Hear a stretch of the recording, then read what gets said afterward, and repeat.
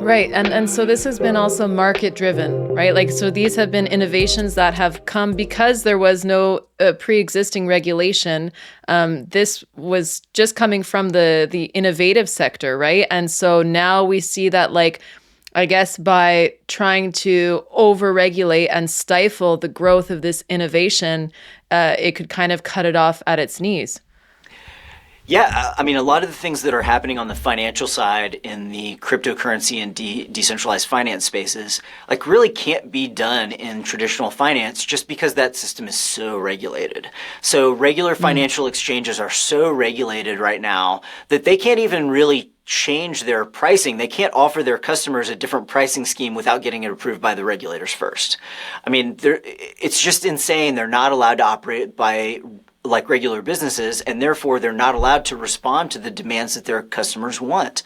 I mean, there are so many stories, like, for example, the book Flash Boys, about the development of the exchange IEX.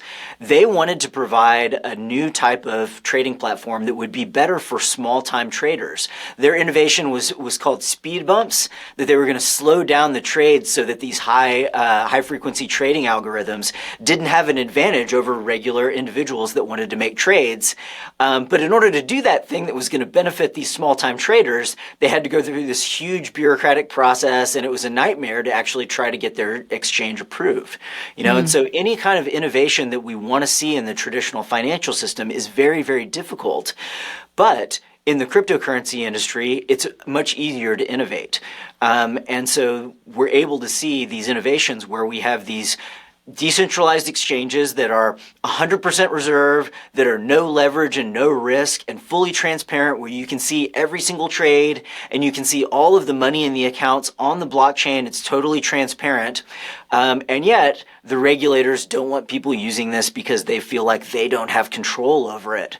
And so these innovations that are going to be good for consumers are really being slowed down, and are in threat of being completely destroyed, or at least Americans would not have access to those if the SEC and the other regulators get their way. And so that's a big problem for Americans that just want opportunities to invest in these new technologies that are potentially safer and better than the traditional financial system.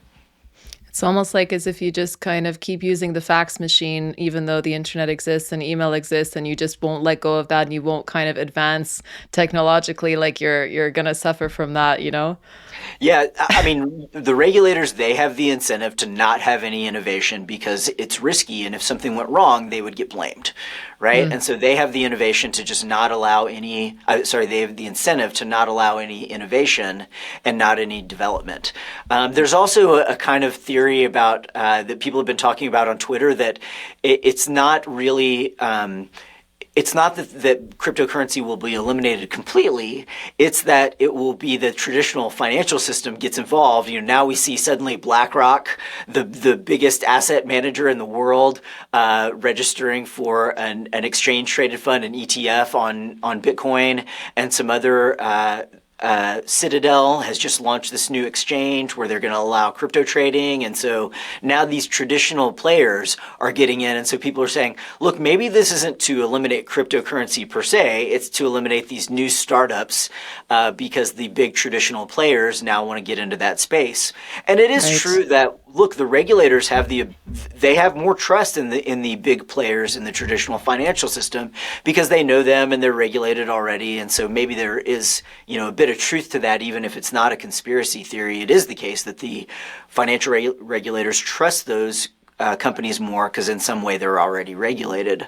But definitely those big players aren't pushing innovation in the crypto industry. They're not pushing these new developments and technologies that we're seeing that would be good for American consumers and investors. Looking at it another way, Tom, it might not just be trust, but it's kind of cronyism, right? Like, it's choosing, who are the preferred winners and losers. Yeah. And again, whether they say that or not, whether that's intentional or not, the regulators have the incentive to, do things that are going to create barriers and make it harder for small companies, make it harder for innovators, and make it easier for big existing entrenched players. And that's just the way that regulation works.